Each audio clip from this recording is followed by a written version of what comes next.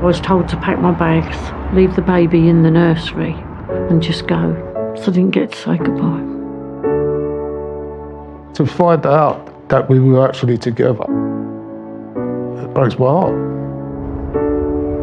Every year, thousands of people come to us looking for missing family. But last year, something unusual happened. I believed for 19 years that my daughter had died. And then suspicions came to light that my daughter may not have died and was stolen at birth. And then another searcher got in touch, telling us a similar story. They don't have a right to take babies from other people. No one has the right. We realised we are facing one of our biggest challenges yet. Hola.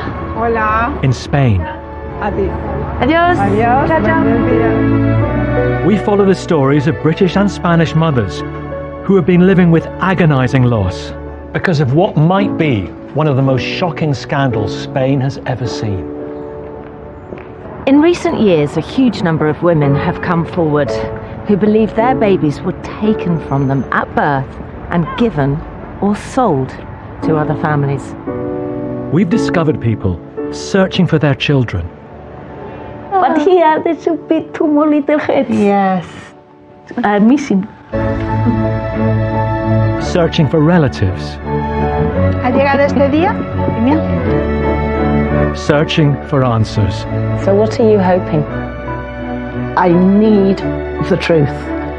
For me, just knowing that my child was alive and well would change my life. It's literally unbearable listening to you, I think. Oh, bless you. Well, as a mother, I just can't bear it.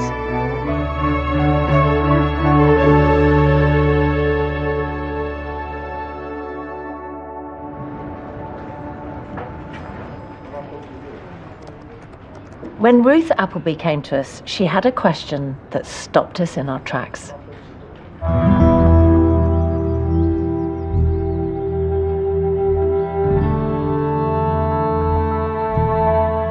If the ashes I have, as I believe, are not my daughter's, then whose are they? What Ruth went on to tell us lifted the lid on an extraordinary story involving both Spanish and British women.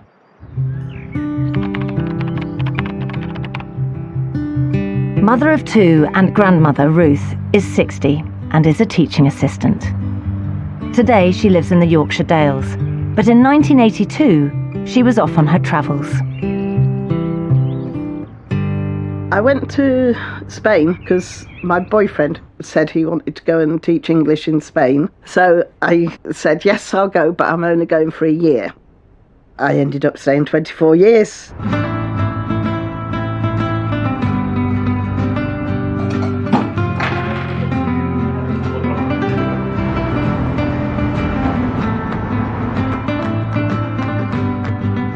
I absolutely loved it. Everything was so different. It just felt free and easy and just a lot of fun. Ruth and her boyfriend Howard eventually settled in Galicia, northern Spain. And they got married. When I found out I was pregnant, I was so overjoyed. We were both really happy. During the pregnancy, Howard and I had obviously thought about names. We'd been told it was a girl. And so we'd chosen the name Rebecca for her. The pregnancy was just idyllic. I just wanted to meet my baby. Ruth has come back to the hospital in La Coruña. I was admitted in 1992.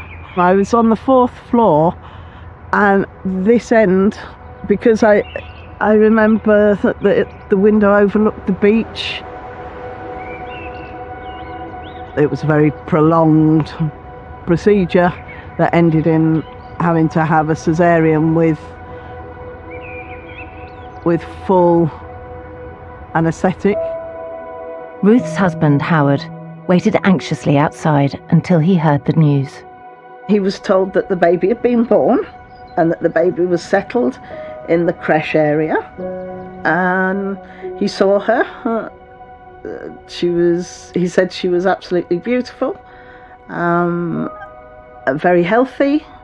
But after about 5 minutes, the nurse that was looking after the babies there said he couldn't stay and that he needed to go home and that he'd had a long day.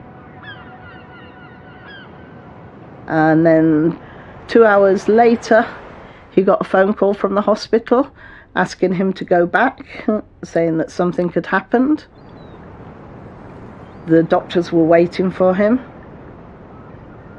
They told him in a stairwell. They were sat on the stairs and they told him that the baby had passed away. After I came round from the operation, my husband came in, and as soon as I saw him, I thought, what's happened? And he had to break the news to me that he'd been told that Rebecca had died. My whole world fell apart. It was such a shock. And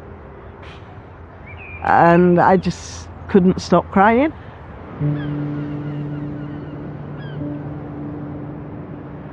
I'd never felt such sadness in all my life.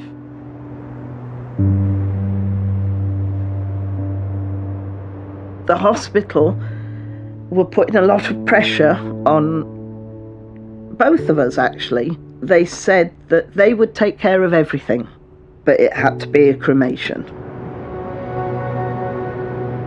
And I said no. I said I didn't want that. Instead of cremation, Ruth and Howard arranged for Rebecca to be laid to rest in the local cemetery. After I'd been discharged from hospital, we obviously went home. From then on, I had to get back into a normal way of life. They went on to have 2 more children. Years later, in 2004, they divorced.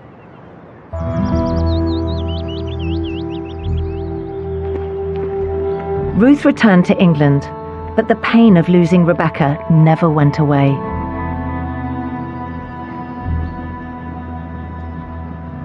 There isn't a day goes by when she isn't in my head in some way.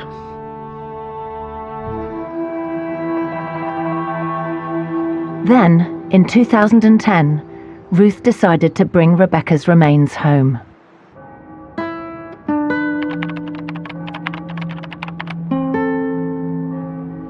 Rebecca's coffin lay here, in this cemetery, overlooking the Atlantic Ocean in northern Spain.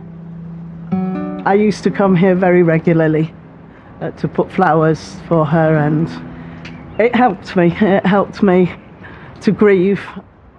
Ruth arranged to have Rebecca's remains cremated to take back to England. She was accompanied by her solicitor, who had helped make the arrangements. I was here, and there were some cemetery workers over here, and they took the coffin out to place into the chest that the crematorium had sent, because by law a coffin has to be transported that way. And to my great shock, the coffin was too big to go in the chest that they'd sent. Without a word of warning, the cemetery workers took a crowbar, opened the coffin. The remains in that coffin were intact, the complete skeleton, and the skeleton was that big. It's impossible that that was a newborn baby. Ruth was convinced that the remains in the coffin were not Rebecca's, but those of an older child. It's an image that I will never, ever forget. It was something from a nightmare. I didn't put things together at that time. I was just doing everything to stay on my feet because the shock was so physical and emotional. Years later, I realised everything that had happened there was completely wrong. Ruth didn't know it yet, but there was a chance she was part of something much bigger.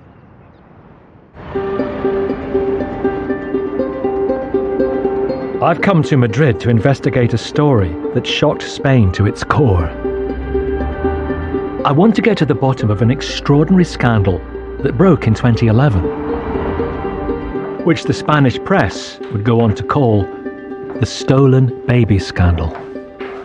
This is from La Vanguardia newspaper in January 2011, and it says that the first so-called stolen baby case came to light in Cadiz in 2010, a baby that had been born in 1974. Very quickly, this escalated to 62 cases in Cadiz alone, and that led to the creation of a class action with 300 alleged cases of baby theft.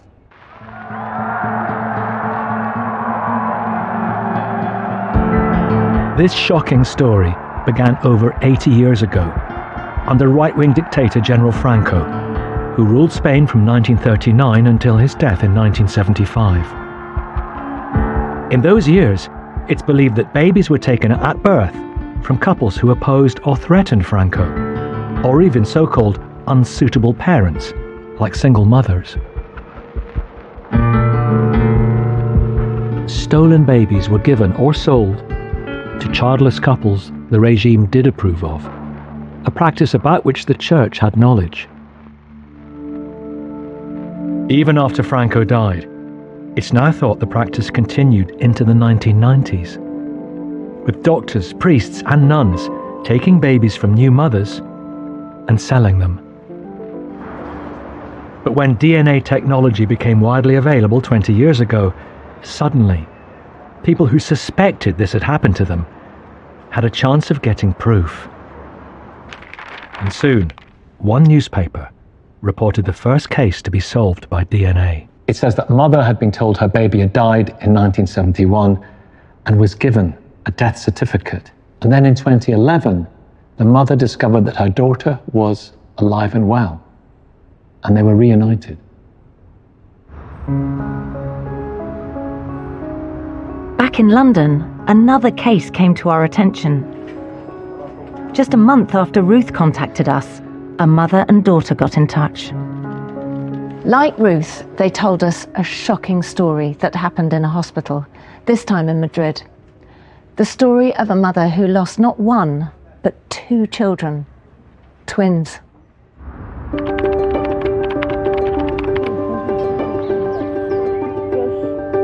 Maria Elena and her mother Anna live in Clapham, South London. I've lived in London since 1987. Este está muy bueno, abuela. Este te limpia todo el cuerpo. Eso es lo que te gusta, comerte el plátano.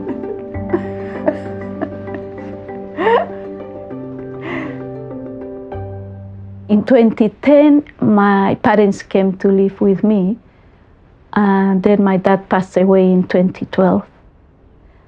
And my mom has been with us here since then. I was born in February 1960, but 2 years earlier, my mom had gone to the hospital to have a birth.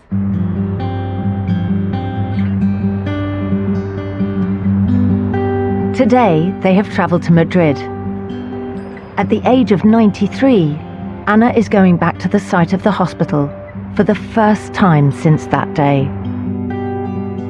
In 1958, Anna already had 3 children, and her pregnancy with the twins had been normal and healthy.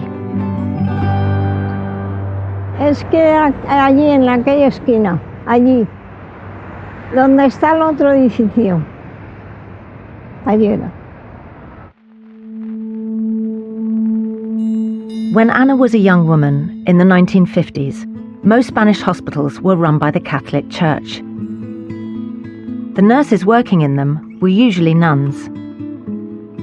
And in a maternity ward, Anna believes something terrible happened to her. No sé, no me gusta. When she got there, she told me that she was taken to a room that had like blankets. Anna says she was put in a storage room on her own, and there, one of the nuns gave her some kind of sedative. They put her an injection. And she said that when she woke up, one nun told her that she had had a boy and a girl. But sometime later, the same nun returned. The next day, she came and she said they passed away. My man asked them, who had to arrange the funeral and all that. They said, no, we do everything. So my mom said that in a way she felt grateful to the hospital. Soon after she was told her babies had died, Anna was discharged and she went home. Gradually, she and her husband rebuilt their lives. In total, they had 7 children together. But more than 50 years after they thought the twins had died, their world would be turned upside down. ¿Eso es mentira? Que han mentido en todo. Han puesto lo que han querido.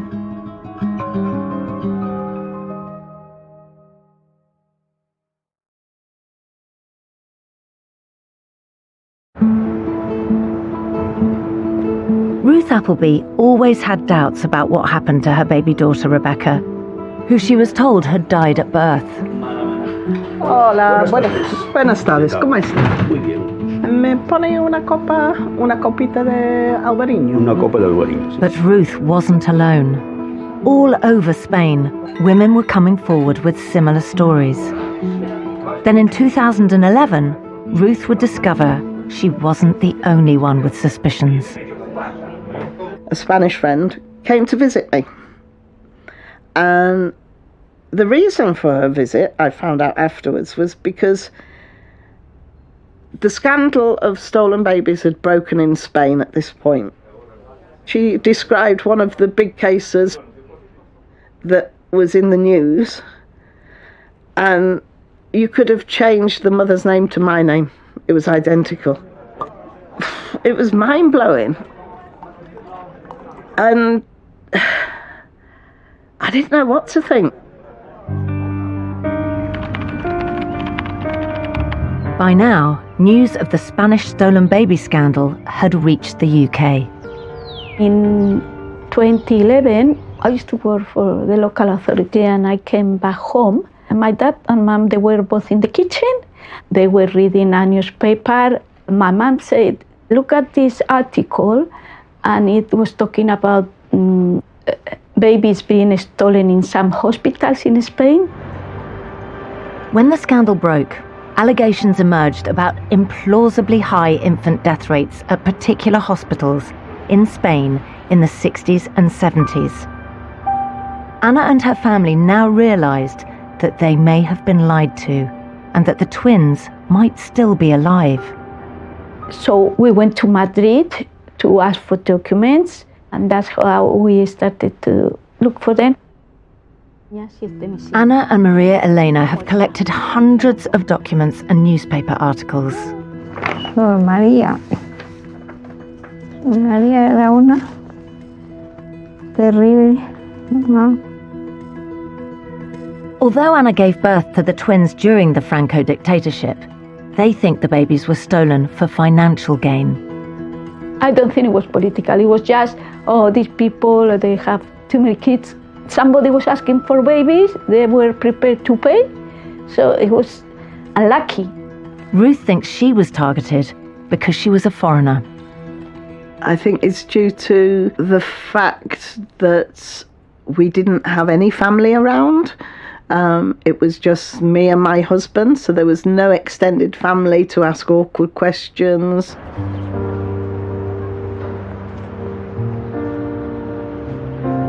Ruth's baby Rebecca supposedly died in 1992. It wasn't until 19 years later that Ruth thought Rebecca might still be alive. I've come to Madrid to ask Ruth what she did next. So the scandal broke in 2011. Yeah, a Spanish friend came to see me. I will always be grateful for her. And I had a file in my attic of everything from that pregnancy. I opened it up, and the first thing we opened was an envelope that I'd never opened, and it was the license to have her buried, and it wasn't filled in. So the police in North Yorkshire requested the hospital report for me to look at, and there are at least 3 and maybe 4 different times of death. Oh, wow, God. There should be one time of death. Yeah, of course.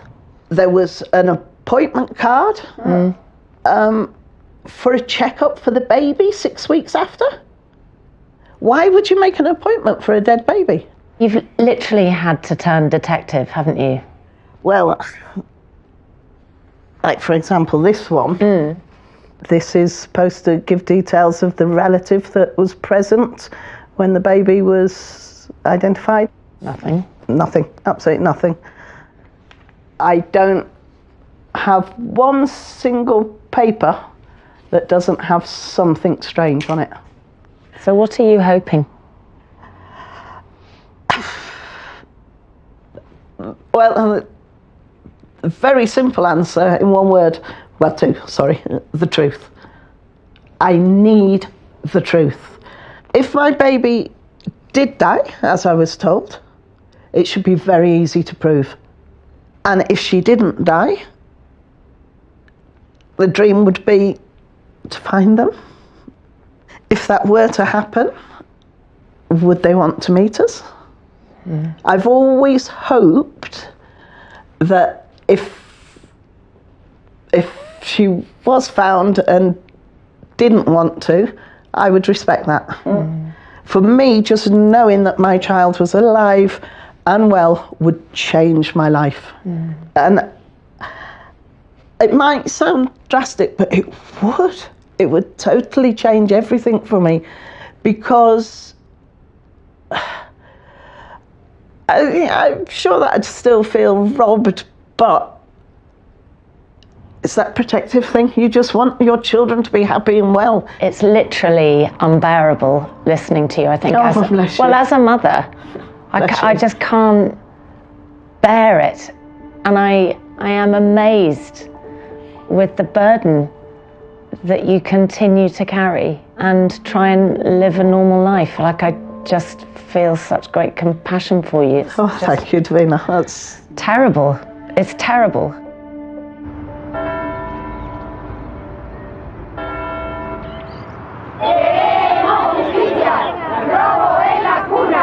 Like the thousands of Spanish women who are victims of the scandal, our searchers have fought tooth and nail for justice.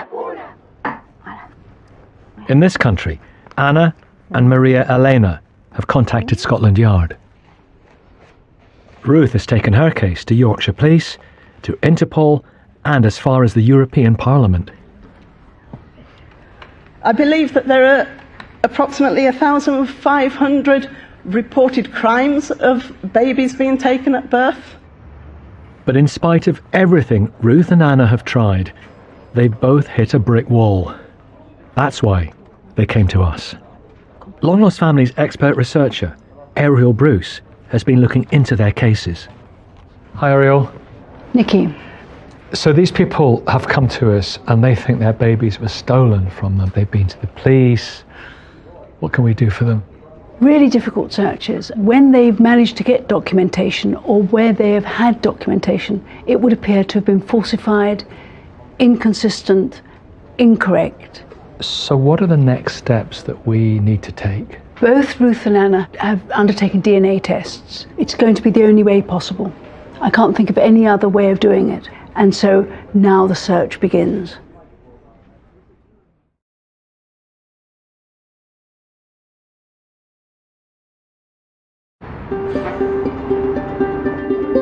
In recent years, a terrible scandal has emerged in Spain. Nearly 2,000 people have come forward, questioning what really happened to babies they'd been told had died at birth. Anna, along with her daughter, approached us for help finding her baby boy and girl, who today would be in their mid-60s. When Anna had her twins in 1958, she was told they had died, and she accepted that. But when the scandal broke in 2011, nearly 50 years later, it threw everything she thought she knew into doubt.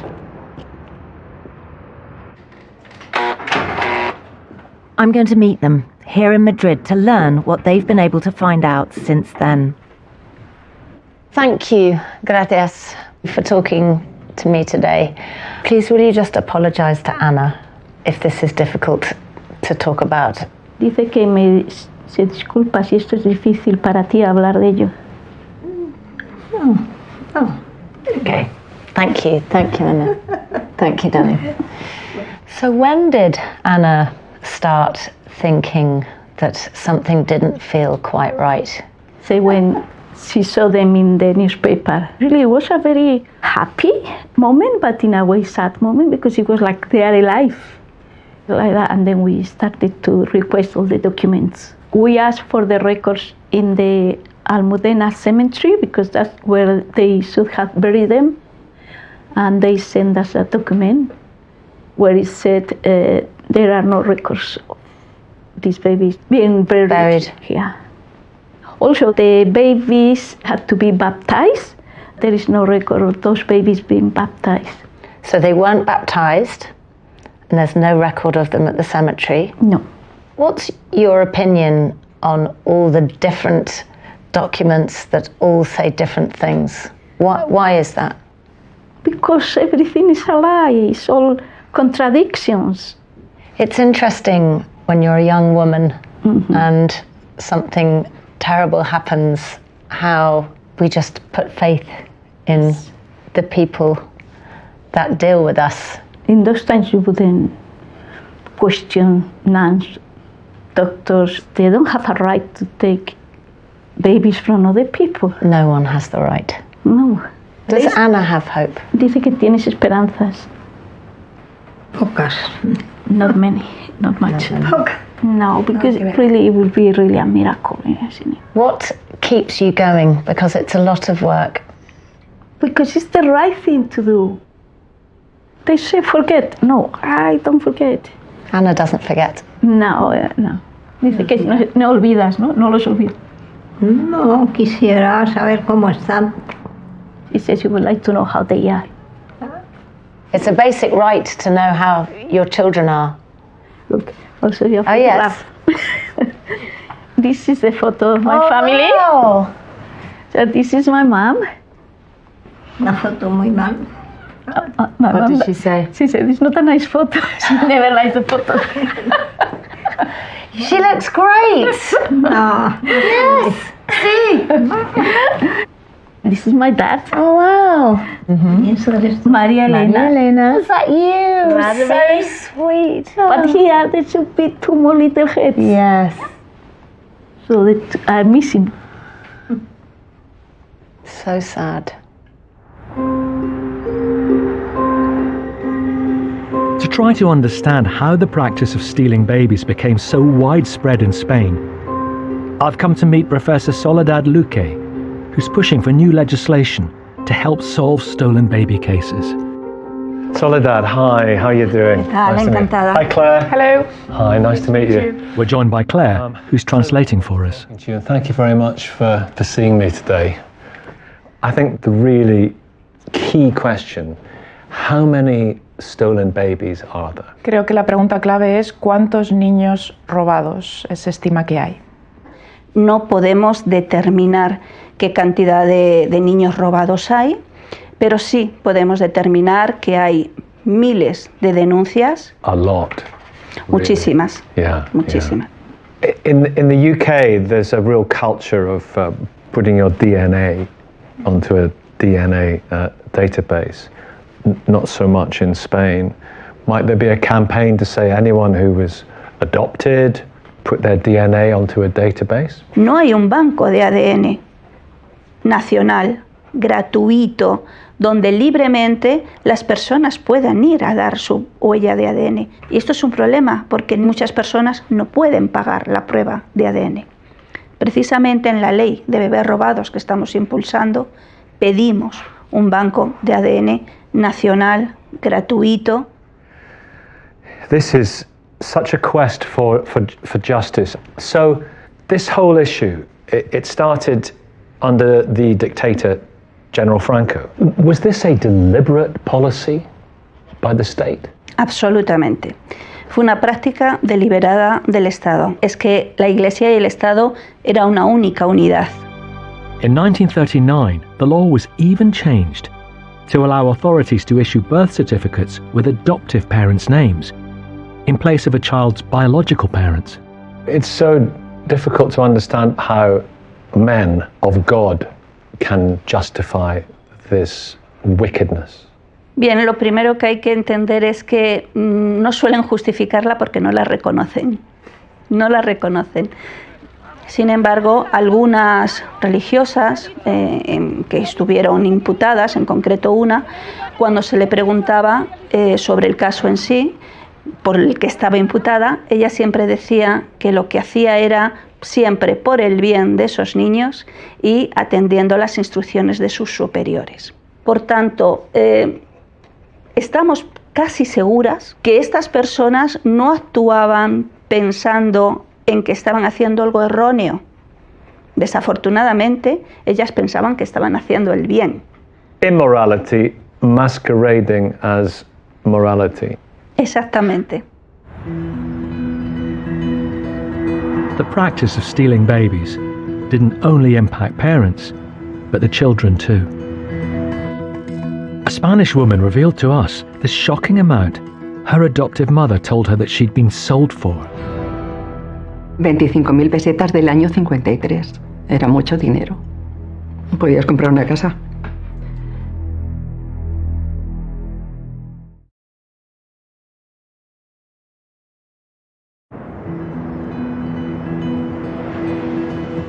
Ruth and Anna came to us as mothers, searching for the children they believe were stolen from them. We're shining a light into a dark corner of Spain's history. And it's a history that has devastated entire generations of not only parents, but also children.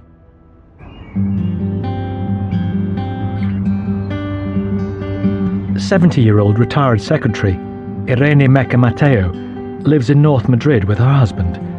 She has 2 grown-up daughters. Mis hijas ya se emanciparon, o sea que ya estamos jubilados y viviendo tranquilos en casa y sin mucho problema. Irene was born in 1953 and adopted as a baby. 3 years later, her father died, leaving just Irene and her mother. De mi infancia, los recuerdos que tengo pues muy agradables no son. No he tenido nunca una buena relación con mi madre. Eso de que te falta algo, que no es la relación que yo tengo con mis hijas ahora mismo. Yo notaba que algo no estaba bien. Ella se volvió a casar de nuevo cuando yo tenía 11 años.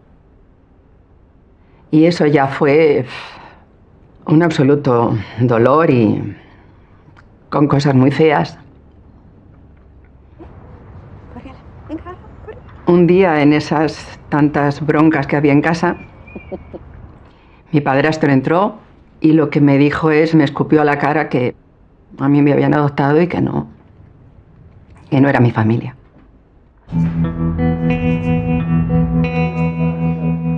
Es una bofetada brutal. Hola, ¿me pones un descafeinado solo, por favor? Te puedes imaginar con 15 años que te caiga ese chorro de agua fría encima. Es muy duro. Tú crees que tu vida es esta, que tu familia es esta, que es lo que... Y de repente te das cuenta que has vivido en una mentira. Gracias. Muchas gracias. To make matters worse, Irene's adoptive mother wouldn't talk to her about the adoption, but she did admit that she paid a huge amount of money for her. ¿Han pagado por mí? Es lo mismo que cuando vas al mercado y compras un pollo. Es que te da lo mismo. After hearing that shocking news, Irene became determined to get to the truth of her identity. Yo soy mayor de edad. Me voy pues de mostrador en mostrador, donde me decían que podía encontrar yo papeles sobre mi adopción para tirar de algún hilo, encontrar algún papel que ponga algo. Little did Irene know, she had taken the first steps towards finding her roots.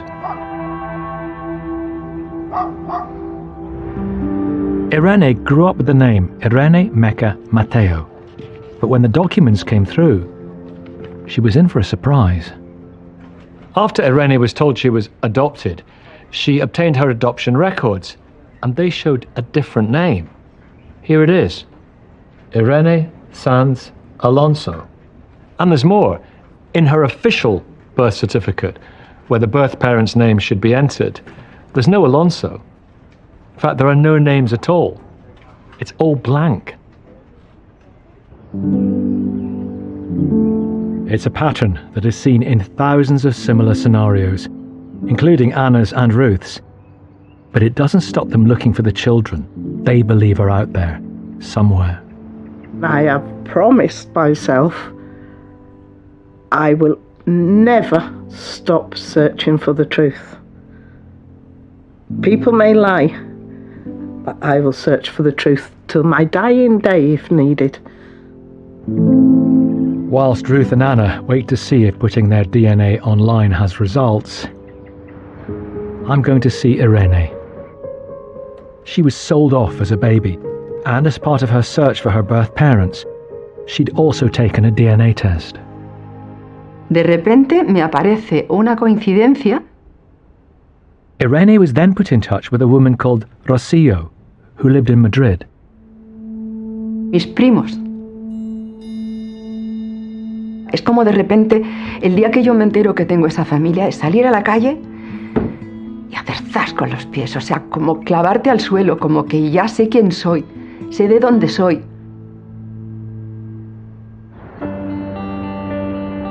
From finding a cousin, it would be a short step to uncovering Irene's true identity.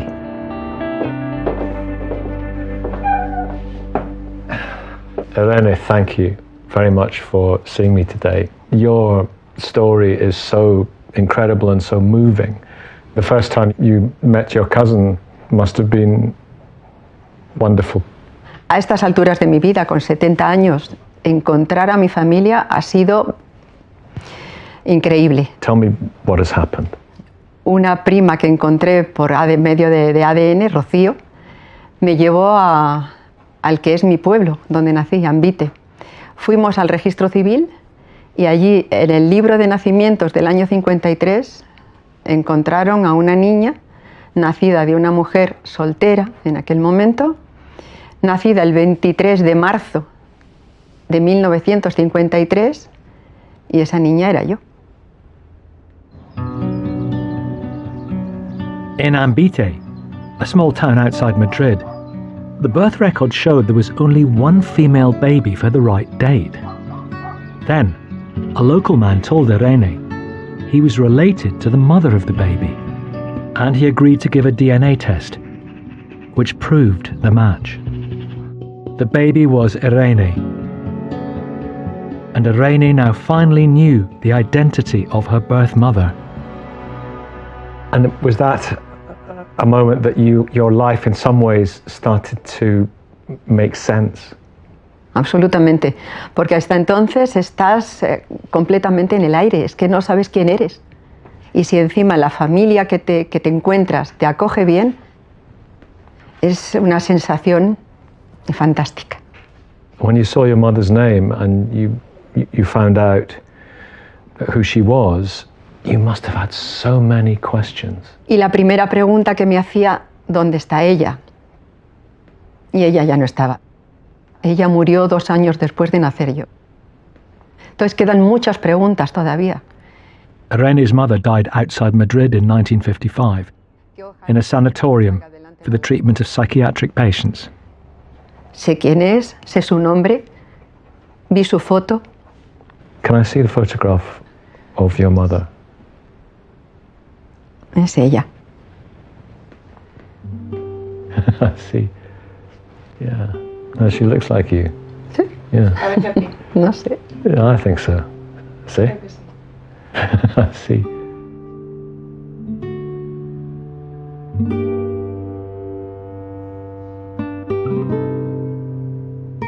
Es increíble. Es mi madre.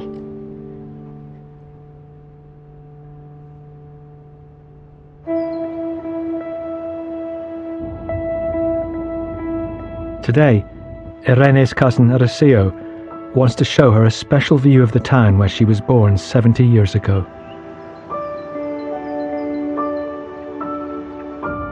Cuando tú pasas 70 años sin saber quién eres y de repente te encuentras con toda una familia, un milagro. Para mí ha sido un milagro, evidentemente.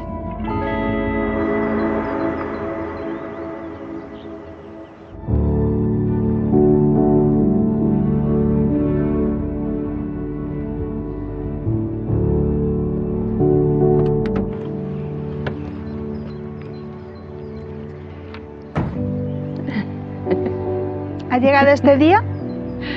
Qué día precioso, ¿eh? Hace un día precioso. Hola, prima. Hola, prima. Hola. Ganas de verte en este entorno. Bueno. ¿Qué tal? Bien. Ha sido... Mira. Es maravilloso que estés hoy aquí, que estemos juntas compartiendo este maravilloso día. Y que gracias a la vida, a todo. Gracias a ti siempre. Pero sin ti no lo consigo, Rocío. Bueno. Eso lo tengo muy claro siempre. Pues yo encantada. Que te quiero, además, primita. Yo también te quiero, todo el mundo.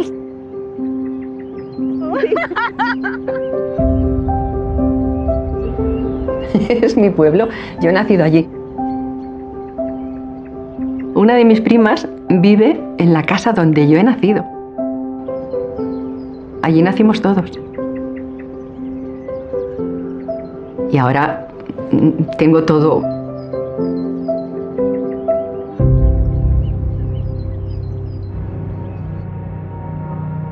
Like Irene, Anna and Ruth hope DNA will reunite them with their lost family, their children. Ariel Bruce has been looking into their cases. So, Ariel, what have you been able to do in Anna and Ruth's cases? Well, you know, they both put their DNA onto all of the sites, and unfortunately, there have been no proper connections. Nobody that could be either a child of theirs or a grandchild of theirs, and that's what we would be looking for. This is devastating for Ruth and Anna, isn't it? We've told them off camera, and they are sad but understand the situation.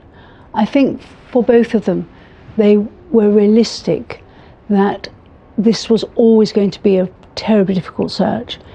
I'm hopeful that in the future more people will test and they may get the answers that they so hope for. Sadly, most birth mothers who believe their babies were stolen are left frustrated, looking for answers. But there can be comfort in talking to other people who've been through the same ordeal. I've arranged to introduce Ruth to Anna and Maria Elena. I'm going to leave you guys to it, actually. So, and they speak Spanish, perfect. Well, thank you very much, Davina. I hope it goes well. Thank you. All right, take care. Thank you, you too. All right. Bye now.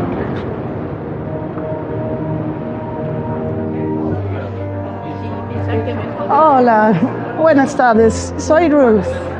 Hola, Ruth. Hola, un beso. Encantada, ¿eh? Me alegro mucho. Pues yo también. Hola. Hola. Qué alegría conocerte. Pues igualmente, de verdad, ¿eh? So glad to see you. Thank you, thank you. Gracias. Yo soy mayor que tú. Yo soy mayor. Tengo 93 Wow, pero qué bien nos lleva. No, es que sí. Did you know about our case? So what happened? Aunque una monja me dijo, un niño y una niña han tenido, ¿cómo quiere llamarle? Y al otro día vino y dije, se han muerto. I presume that, like myself, that your mother believed what the doctors said. Dice que como ella, que os creísteis lo que decían los doctores. Sí.